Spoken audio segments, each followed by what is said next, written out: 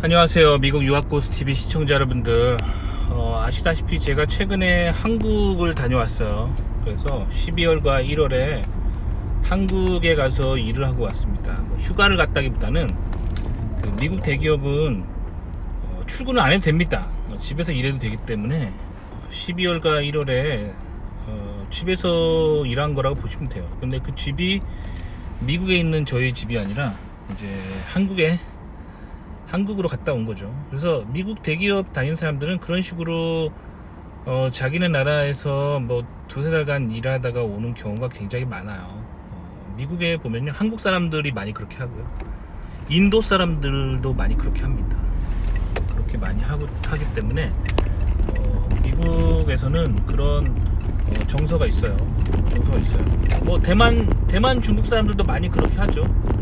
근데 중국인 친구들은 중국에 잘 안 가더라고요. 뭔가 좀 이렇게 공산당 같은 정권이 있어서 그런지 대만 친구들은 대만 가서 일하고 오는 걸 자주 하더라고요. 하여튼 제 주변 사람들 보면 다 그래요. 근데 일단 제가 드리고 싶은 말씀은, 제가 한국에 이번에 갔다 왔잖아요. 갔다 왔는데 한국에 항상 갈 때마다 느끼는 거는 한국 사회가 계속 가라앉고 있다라는 게 제가 느껴집니다. 갈 때마다 보면은 조금 더 가라앉아 있고, 또 가면은 조금 더 가라앉아 있고 그래요. 그래서 근본적인 그 원인을 알려드려 보도록 하겠습니다. 자, 일단 한국 사회가 점점 가라앉는 근본 원인은 다들 아시죠? 네, 인구 감소예요. 제가 얘기하는 걸 떠나서 그 모든 사람들이 다 알고 있잖아요. 한국이 인구 감소하고 있고, 이 인구 감소율이 전 세계에서 가장 빠르게 감소하고 있다. 굉장히 심각한 거잖아요. 그렇죠? 자, 그래서 왜 한국 인구가 감소하고 있는지에 대해서 이제 미국 쪽 분위기를 보면은, 미국에서 인공지능을 연구하는 사람들이 한국의 인구 감소에 관심이 대단히 많아요. 알고 계신가요? 그래서 그 한국의 인공지능 그 발달로 인해서 그 결과 사실 인구가 감소하고 있는 거거든요. 그러니까 한국 사람들이 이거를 잘 못 느끼고 있는데, 한국이, 제 개인적인 생각입니다만, 한국이 인구가 감소하는 가장 근본적인 원인은 한국이 스스로 이제 자칭 IT 강국이라고 하잖아요. 근데 이게 뜻이 뭐냐면, 그 한국 사람들이 인터넷 보급률이 한국이 굉장히 높아요. 그리고 온라인 커뮤니티에 이렇게 몸을 담그고 있는 비율이 굉장히 높아요. SNS 사용률이 굉장히 높고요. 그래서 이거는 언제로 거슬러 들어가냐면, 제가 이제 대학교 다닐 때 이제 인터넷이란 게 본격적으로 세상에 막 들어왔거든요. 물론 저는 인터넷을 중학교 때부터 썼습니다. 그 당시에는 PC 통신이라고 해서 그 전화선에다가 모뎀을 놓고 막 인터넷 쓸 수 있었거든요. 근데 그거는 사실 진정한 의미의 인터넷이라고 볼 수가 없죠. 왜냐면 그렇게 한번 인터넷 접속하면은 돈이 되게 많이 나와요. 저는 그래서 한 달에 그 전화세로만 막 20만원 정도 나온 적 있어요. 한때 제가 PC 통신 열심히 할 때. 근데 이제 제가 대학교 가면서 본격적으로 이제 인터넷이란 개념이 생겼고, 그래서 집집마다 인터넷을 놓고 이제 인터넷망이 이렇게 구축이 된 거죠. 근데 이게 한국 사람들이 인터넷망을 굉장히 좋아합니다. 인터넷망을 굉장히 좋아하고, 그래서 그 한국을 IT 강국이라고 자칭할 만한 그 이유가 뭐였냐면, 인터넷 보급률이었어요. 그러니까 선진국들이 대학교 다니고 좀 공부 좀 하는 사람들, 뭐 그런 사람들 집에만 이제 학술적으로 연구 목적으로 인터넷을 막 놓던 시기에, 한국은 거의 전 국민이 막 인터넷을 놓기 시작했거든요. 그래서 한국이 원래 좀 이렇게 네트워크를 좀 좋아하는 그런 민족입니다.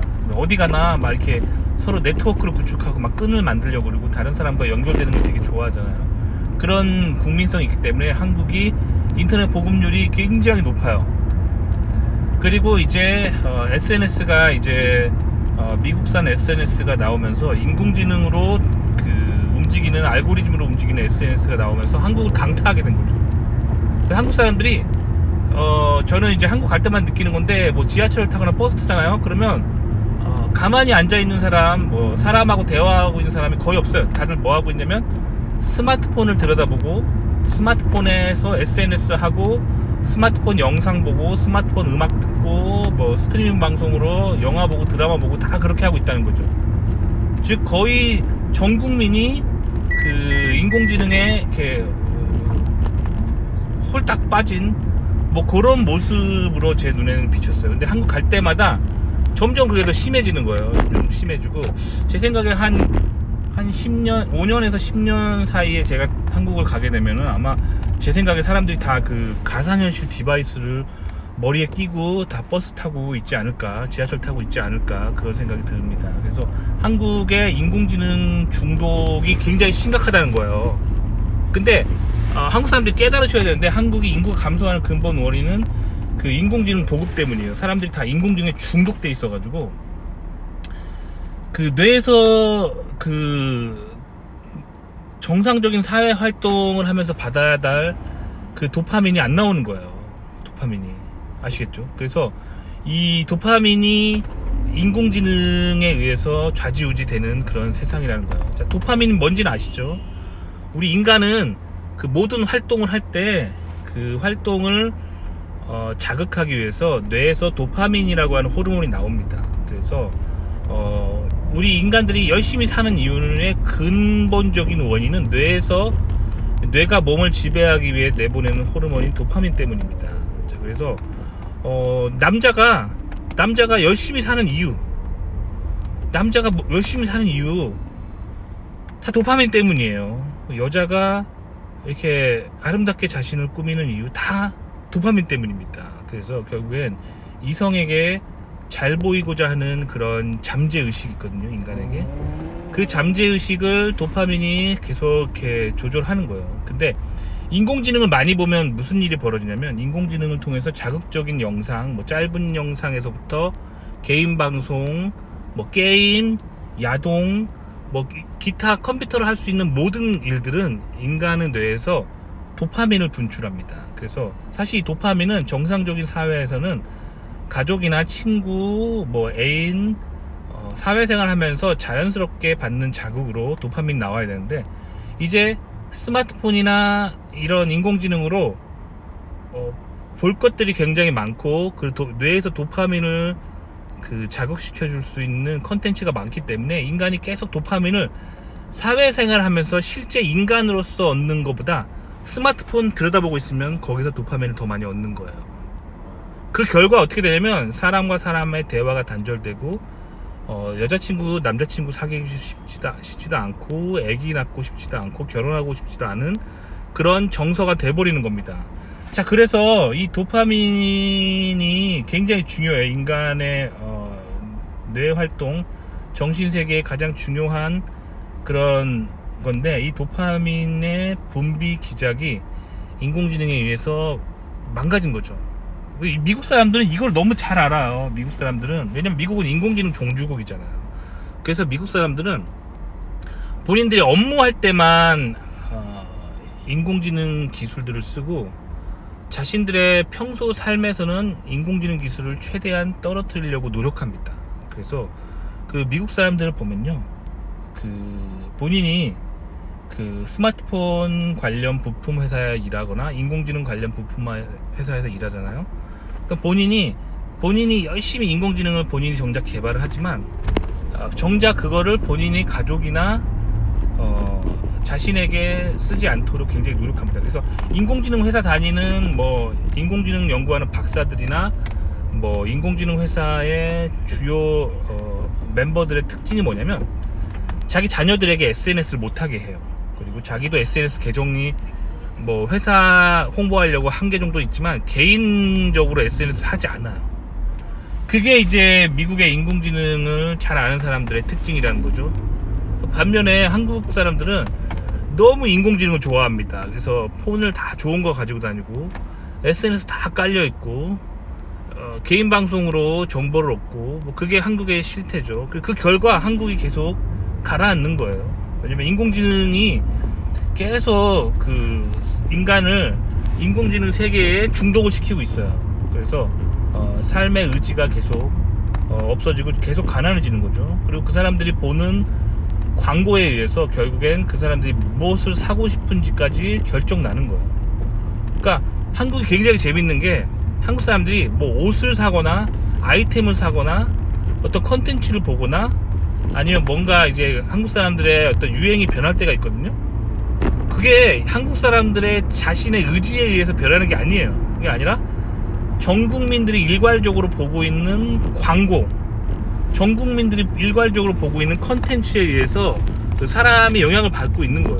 그러니까 인간이 통제당하고 조종당하고 있는데 통제당하고 조종당하고 있다는 것조차 인식하지 못하고 있는 거죠, 한국 사람들이. 그래서 계속 한국이 점점 사회가 가라앉고 있습니다. 자, 그 근본 원인은 인공지능 때문이에요. 자, 그럼 이 가라앉는 한국 사회에서 어떻게 살아남아야 될까? 나는 가라앉지 않을까? 인공지능으로부터 나오셔야 돼요. 나오셔야 돼요. 여러분들은 지금 다 그 인공지능의 노예가 돼서 인공지능이 원하는 삶을 살고 있는 거예요. 굉장히 심각합니다. 전부 세뇌당해 있다고 보시면 돼요. 그래서 그 인공지능으로부터 자유하기 위해서는 스마트폰을 멀리 하세요. 저는 제가 그 항상 말씀드리지만 저는 굉장히 구닥다리 핸드폰을 갖고 다녀요. 저도 사실 여러분들처럼 한때 저도 인공지능 SNS에 폭 빠져가지고 최신형 스마트폰을 가지고 다닌 적이 있어요. 제가 예전에 썼던 핸드폰은 한 구매가가 100만원 정도 하는 그런 핸드폰을 썼었는데, 제가 특히 실리콘밸리 와서 굉장히 충격받은 게, 실리콘밸리의 세계적인 인공지능 박사들 보면요, 스마트폰을 안 가지고 다닙니다. 폴더폰을 가지고 다니거나 아니면 아예 폰을 안 갖고 다녀요. 그리고 세계적인 그런 인공지능 회사가 몰려있는 동네가 있거든요, 실리콘밸리에. 그 앞에 도서관 가잖아요. 그러면 다 아날로그예요. 제가 한국에서 도서관 같은 데 가려면 도서관 앱을 스마트폰에 다운받고 막 도서 검색 다 해가지고 예약까지 스마트폰으로 다 하고 그렇게 해가지고 전자책을 빌려볼 수도 있고, 혹은 직접 가서 책을 픽업하더라도 예약 다 할 수 있고 너무 편하게 돼 있거든요. 근데 정작 실리콘밸리라고 하는 인공지능의 원천 기술이 태어난다고 하는 이 실리콘밸리의 그 세계적인 인공지능 회사 앞에 있는 도서관을 가잖아요. 그러면 되게 불편해요. 스마트폰으로 접속이 안 됩니다.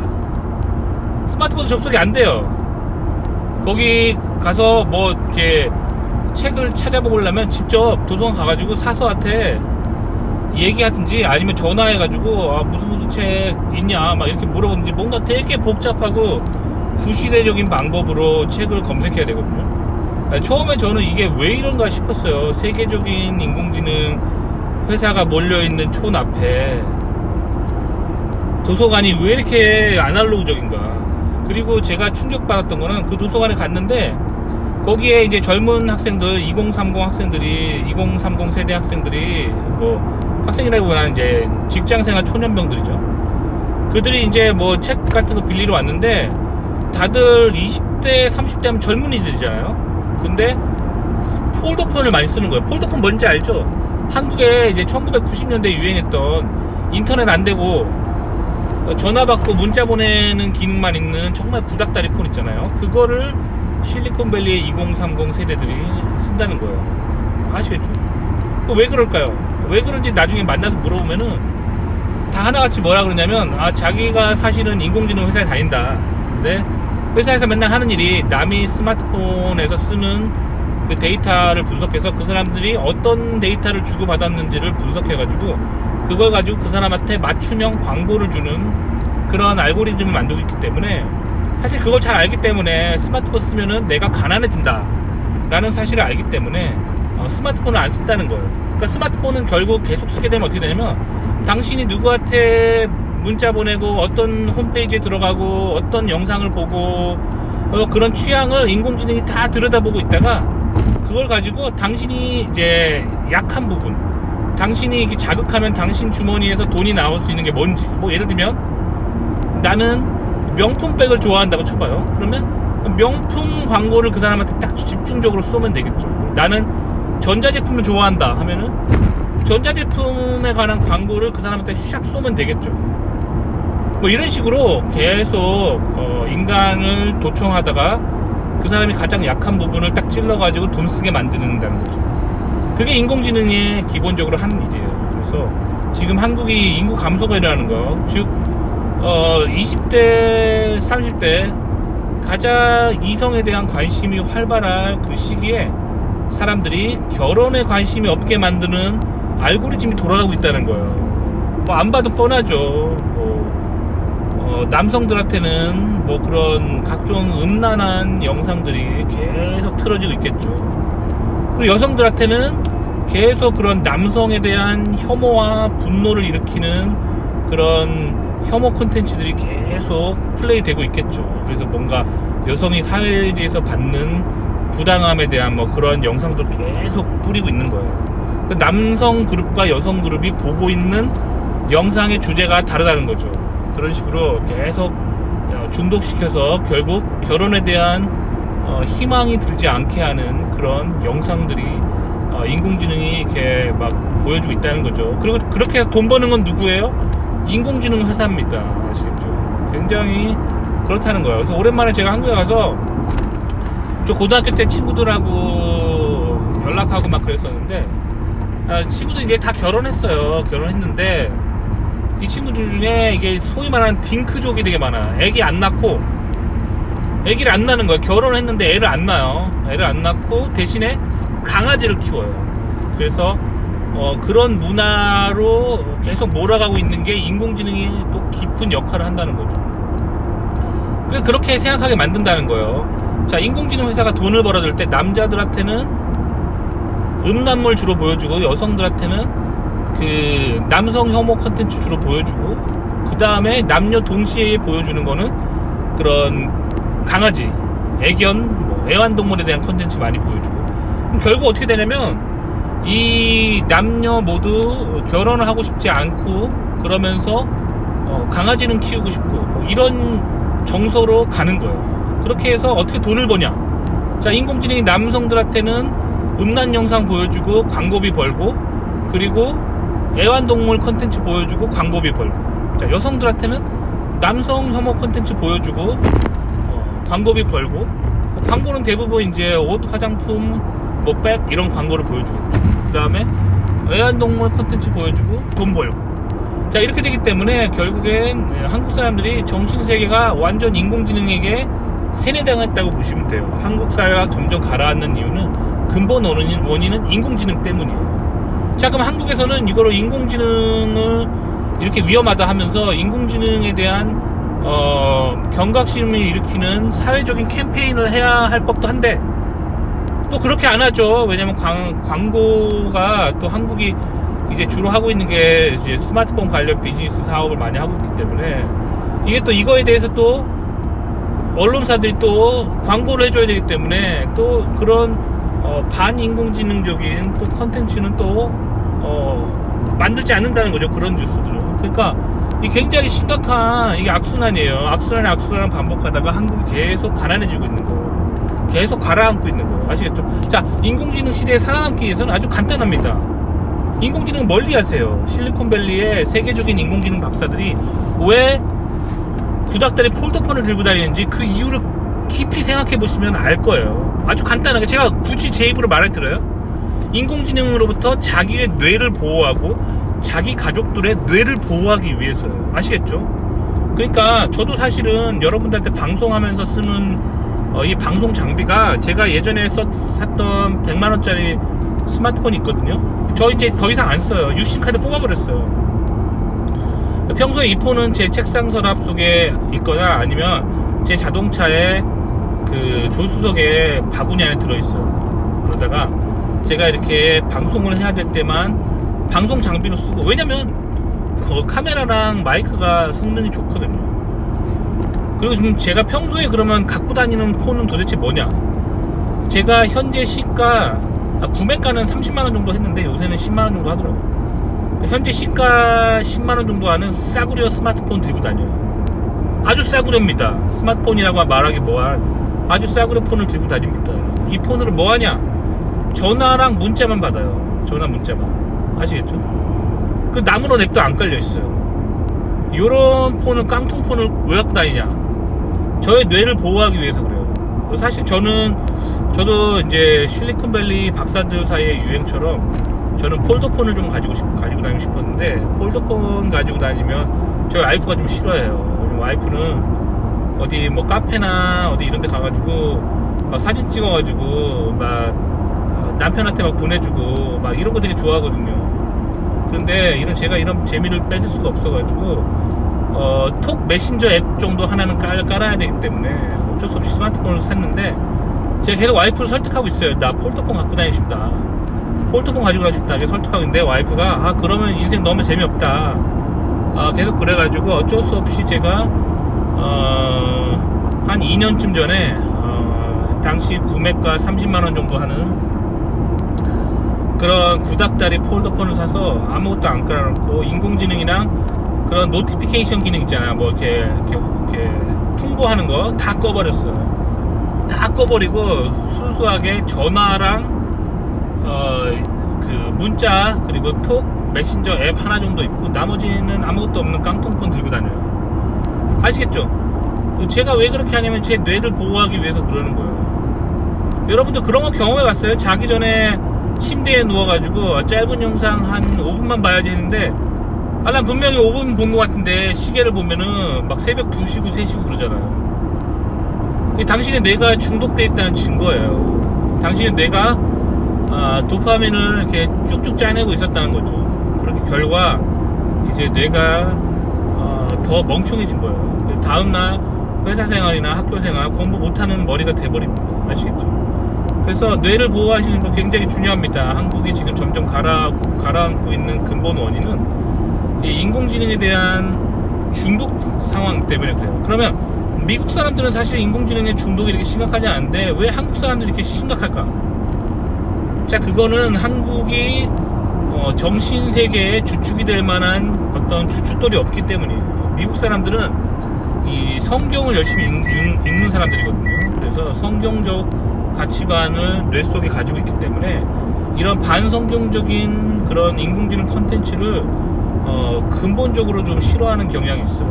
근데 한국은 이런 삶의 가치 척도를 주는 가치 개념이 없어요. 없고 그냥 세상 유행과 풍조에 그냥 쉽게 따라가잖아요. 남이 하니까 다 하잖아요.